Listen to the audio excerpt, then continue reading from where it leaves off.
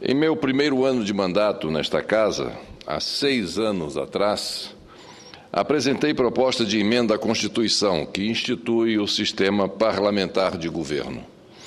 A proposta encontra-se na Comissão de Constituição e Justiça do Senado da República Brasileira.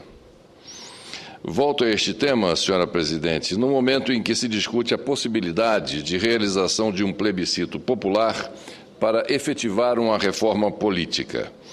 Como disse em meu pronunciamento quando da apresentação da PEC em 2007, sugerir e discutir uma proposta de adoção do parlamentarismo no momento em que o país aguarda há quase 2 décadas a materialização de uma reforma política tão intensamente prometida, tão seguidamente discutida e tão ansiosamente esperada como capaz de aprimorar nossa organização política, não me parece um ato gratuito.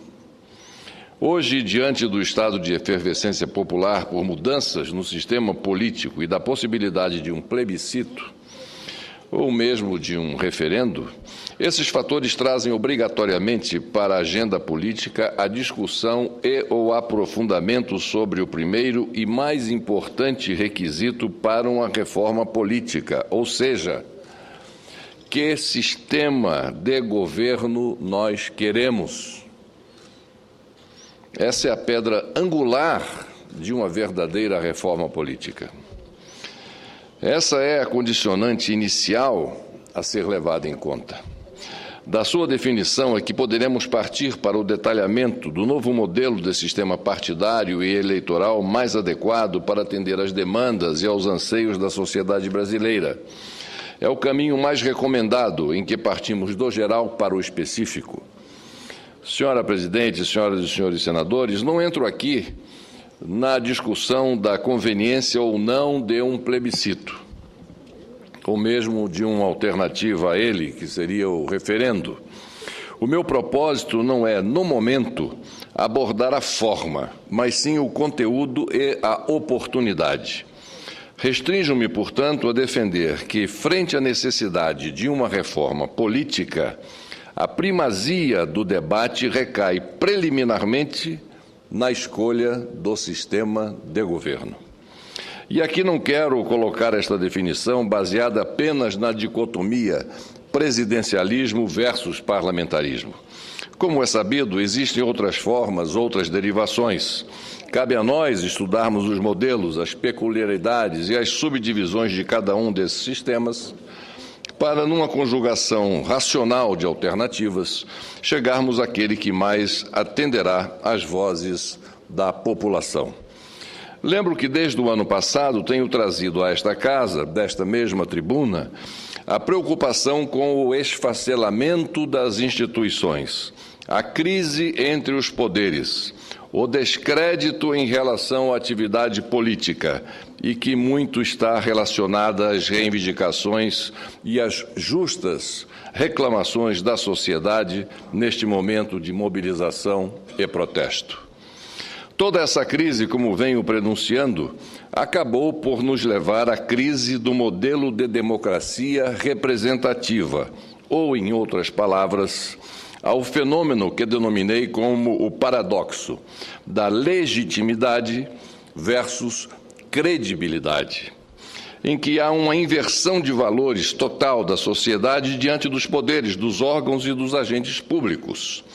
A título de exemplo, basta citar a situação dos 3 poderes da União, em que o poder de maior legitimidade, sem nenhuma dúvida, pois 100% de seus integrantes são escolhidos pela população, no caso do Legislativo, é hoje o de menor aceitação popular. De outro lado, o Poder Judiciário, para cuja composição não há qualquer participação da sociedade, é que detém, no momento, a maior confiança da sociedade. Entre os dois, o Executivo, em que apenas parte de seus membros, os chefes do Executivo, são eleitos e o restante dos integrantes nomeados pelos titulares. Senhora Presidente, senhoras e senhores senadores, quem sabe agora não chegou o momento de uma reflexão acurada, responsável e realista para começarmos a entender o que deseja a população brasileira? Mudança. Mudança. Quem sabe não é a hora de tentarmos mudar completamente o paradigma de uma autêntica reforma política, sem cair na velha tentação das costumeiras e oportunistas reformas eleitorais e meramente maquiagem eleitoral de ocasião?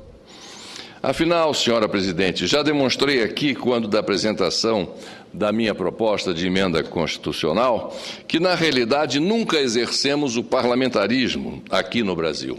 Se, de um lado, no Império, a concentração do poder moderador e de chefe de Estado na figura do imperador acabou por torná-lo, na prática, o senhor de todas as decisões, de outro, a experiência de 1961-1962 foi tão somente um remédio paliativo e temporário para a crise política gerada com a renúncia de Jânio Quadros e a assunção de João Goulart, já que nem mesmo naquele modelo dissolver a Câmara o presidente podia.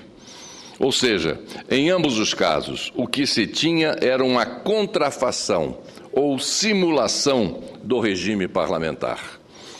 O fato, senhora Presidente, é que vislumbro no parlamentarismo a melhor opção. Se olharmos o panorama do mundo contemporâneo, constataremos que o presidencialismo é cada vez mais uma exceção no conjunto das nações. Nas antigas e amadurecidas democracias europeias, o sistema parlamentar é quase uma unanimidade. Não é sem razão que lá se encontram as nações mais prósperas da humanidade. Trata-se também de um regime em expansão na Ásia, como comprova sua consolidação em países como o Japão e a Índia. Até mesmo na China, com suas especificidades políticas e ideológicas, prevalece importante feição típica dos sistemas parlamentaristas: a clara divisão entre as chefias de governo e a chefia de Estado. Ademais, defendo o parlamentarismo por entender que é a forma mais eficiente e moderna de trazermos o relacionamento político para um âmbito que não seja o da refrega constante entre o legislativo e o executivo, que gera os malefícios das crises de governabilidade e, mais ainda, a subserviência do parlamento em relação ao governo, como sentimos hoje com o desgastado, inconveniente e criticado presidencialismo de coalizão. A hipertrofia de um poder, a centralização das decisões, os excessos burocráticos sob um só comando e a consequente letargia e paralisação da gestão pública, onde o discurso prevalece sobre as ações e os meios sufocam os resultados, tudo isso está negativamente subentendido nas mensagens das ruas. Por isso, senhora Presidente, o parlamentarismo mostra-se como um modelo ágil, eficaz e dinâmico, tanto na administração pública como na superação das crises políticas e institucionais.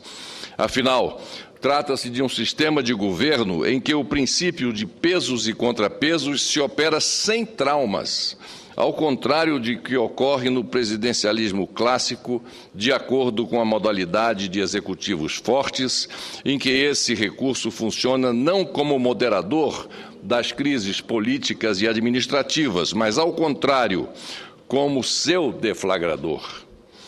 Somam-se a isso os mecanismos do parlamentarismo que, além de amenizar as crises, estreitam a relação popular, a começar pela possibilidade de dissolução da Câmara e a convocação de novas eleições em momentos de instabilidade política e institucional.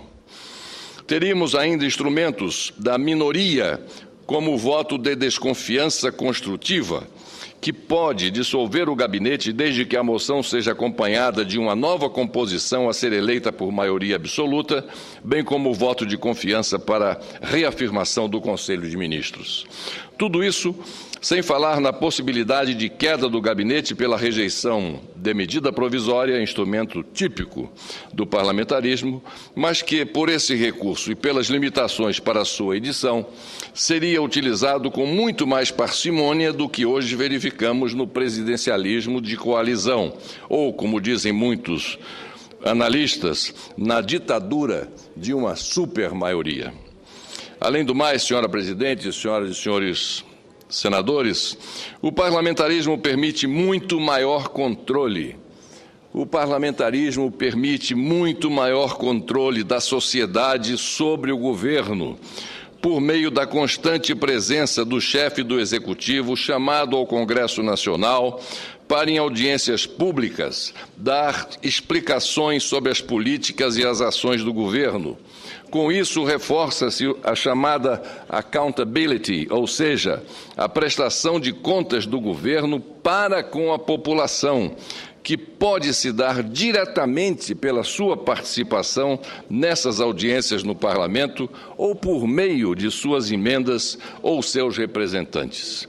Trata-se, na prática, da transparência da gestão pública que tem sido tão demandada e excitada nas manifestações em curso pelo país. Em suma, e este é o principal fator, com o parlamentarismo é possível estabelecer uma maior proximidade com as ruas, com a sociedade, com o eleitor, com as suas demandas. Em suma, senhora presidente, os movimentos populares estão nos mostrando claramente que eles são contrários. Isto sim, eles são contrários ao sistema político em vigor há décadas. Temos que reconhecer, vem se isolando das forças sociais e, com isso, impedindo a materialização das reais expectativas da população. O que querem, no fundo, essas mobilizações é uma reforma completa desse sistema para tornar efetivamente a ação política mais eficaz e transparente. Para tanto, não tenho dúvida, somente a adoção do parlamentarismo e não de pequenas adaptações no sistema eleitoral poderá viabilizar a profunda e necessária reforma política. E a chance, volto a defender, está no plebiscito sugerido pela Presidente da República. Creio que até que bastaria uma preliminar mais decisiva pergunta ao eleitor. Você é a favor da mudança para o parlamentarismo no sistema de governo? De posse desse resultado, o Congresso Nacional, dentro de suas prerrogativas constitucionais, desdobraria as regras necessárias e completaria a reforma política de acordo com a decisão e a vontade dos eleitores brasileiros. Por fim, senhora presidente, senhoras e senhores senadores, tenho plena convicção também de que uma reforma política, ainda que paradigmática em termos de alteração do sistema vigente, não será suficiente para atender a totalidade das demandas da sociedade, se não for, paralelamente, acompanhada de uma autêntica reforma administrativa nos 3 níveis dos poderes, particularmente no âmbito do Executivo e em todos os entes da Federação, a começar pela redução de ministérios, órgãos públicos e cargos comissionados.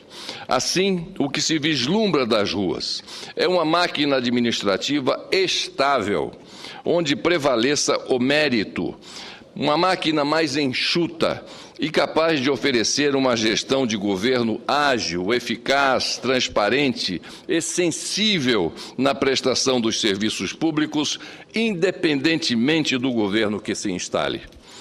Por fim, senhora presidente, no que tange às possibilidades de aprovação do parlamentarismo, a evolução dos dados dos 2 últimos plebiscitos, em 1963 e 1993, nos leva à conclusão de que, em 30 anos, aumentou o apoio à opção parlamentarista e diminuiu a preferência pelo presidencialismo.